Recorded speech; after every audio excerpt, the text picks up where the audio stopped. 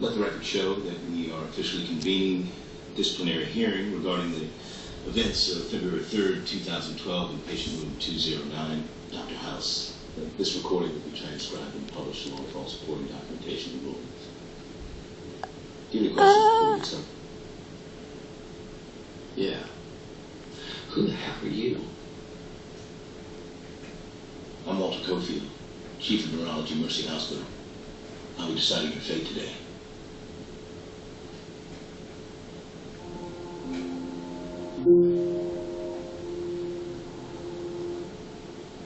Cofield. Oh my goodness. You were the residency director at Hopkins before you moved to Mercy, which means it's safe to assume that you trained for him, which means it's also safe to assume that he trusts you. This hearing isn't about me, Dr. House. I know you'd like to make it about me because then it wouldn't be about you. It's interesting. He is going crazy. Mentor, the judge is new one. Interesting, but not relevant. The facts of this case. Facts are in the file. If you have trouble reading my handwriting, give me a call. I'm going back to work. If I just consider the file, the facts aren't in your favor. Facts say you should be suspended, which, from what I understand, would mean a revocation of your parole.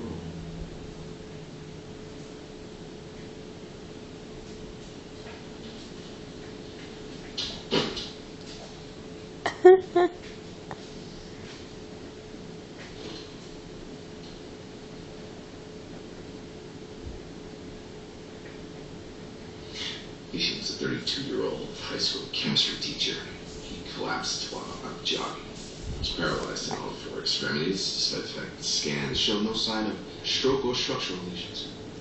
Put out an APB for a car. Kicking my fingers. In the grill. No broken bones, no signs of trauma. Transverse myelitis. Pouring. No enhancement on the MRI. I just don't know what to do. Please. You have to help me solve this thing.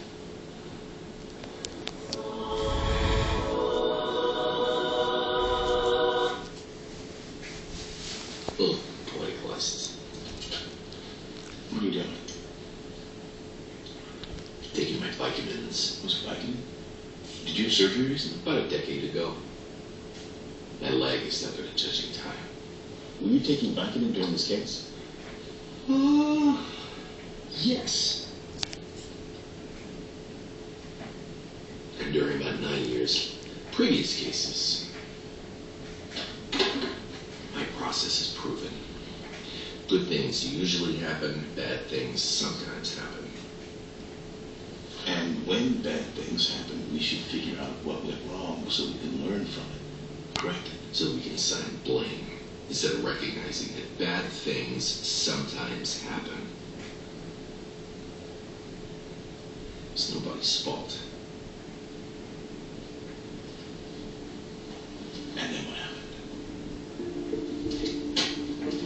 Those who can do, those who can't teach. Those who can't teach gym.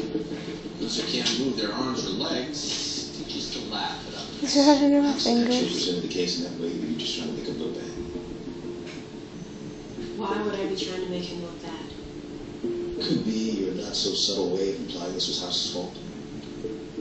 Given what's happened, it's understandable that your opinion would color your testimony, but I just want to know what you said, what you did, and what you were thinking at the time. I don't think it was his fault. Just tell me your initial theory. Said the patient had a liver problem. Hepatic encephalopathy explained why he passed out, why he couldn't use limbs. But that's not the idea House lived. He thought Taub's idea was stupid. And what about your idea? He thought that was stupid too. No, and then what was it? Oh, I thought the patient had normal pressure hydrocephalus. And why did House think that was stupid? Oh, come on. Unless you're an idiot, you know I thought Park was an idiot. The patient had low opening pressure in his LP. That's what I said. No, you idiot. Patient had low opening pressure on his LP. Try unsquinting your eyes and reading the labs next time. You intentionally trying to get me to dislike you? That was me. Chair sweet. You're testifying, for the record, that you actually used the phrasing, unsquint your eyes. It's not the place to exercise your guilt. Just They actually used the phrasing, unsquint Your eyes.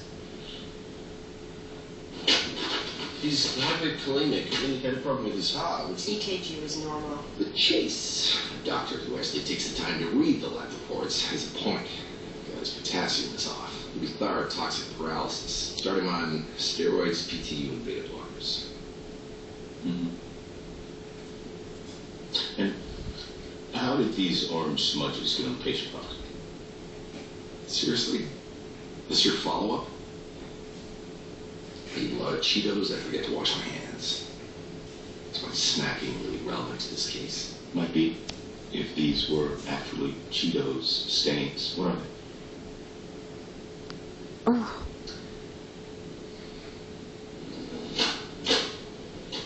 Seriously, House? You're blaming me? You used that as a shampoo. I didn't do it. It was a harmless prank. My team is made up of type A personalities. They need to break the tension every once in a while. So this was a team-building exercise? Is that what he called it? That's what he implied.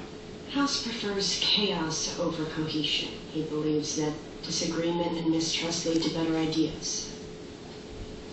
He's not wrong. As opposed to being right. So you treated with steroids, and then what happened? They worked. The patient woke up. Bill? Can you hear me? Yeah. I'm thirsty. It's normal. You've been in a coma for several hours. Can you tell me your name? Bill Kaufman. Can you tell me what happened to me? We're treating you for an overactive thyroid. I think that's why you passed out and couldn't move. Can you wiggle your fingers for me? Is he going to be okay? Excuse me, but only family members are allowed. It's okay. They're my students. Everyone back at school is so worried about you. Is he sick because of the explosion? What explosion? What explosion? A chemistry demonstration he was doing first class went wrong. Why was it not already in the patient history? Because the patient was unconscious. But I'm assuming Dr. House spoke to the wife. The wife didn't know about the explosion, and I was the one who questioned her, so if there was an oversight, it was mine. Does Dr. House not attach importance to patient history? No, he thinks they're crucial. He just doesn't think being in the same room as the patient is crucial. House thinks avoiding patients allows him to stay as objective as possible.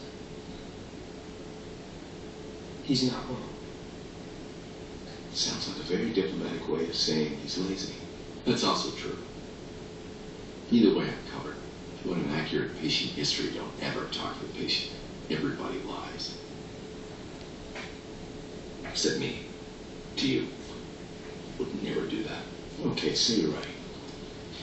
If you had actually been in the room, questioned the patient, you could read body language, you could ask follow-up questions, warn him of the costs of lying to you. Don't forget thumb screws. Can you dispute the possibility that had you visited the patient sooner, maybe talked to the wife, been directed to one of the students, that this case might have ended very differently? It wasn't exactly an explosion.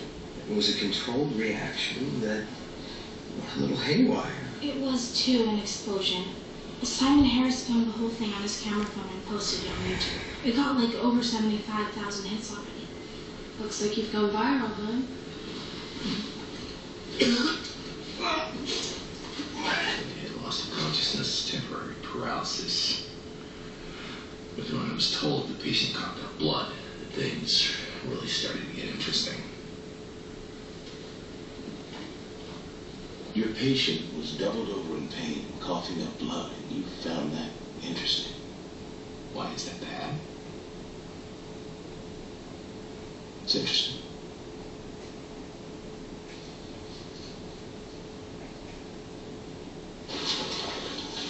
As you can see, I'm in a tricky situation here. I'm bidding on a 1979 Dukes Packard lunchbox. I auction it in 15 seconds. Even worse, my buddy's bidding for the same lunchbox. It's airbrushed. And I got to ride 4G LTE. Bid so fast I can outbid it with the last second. I got it! Yeah! What? 34w1day LTE. Because only the fastest survive. Capital One's new cash rewards card gives you a 50% annual bonus, so you earn 50% more cash. According to research, everybody likes more cash. Well, almost everybody. Would you like 50% more cash? But it's more money.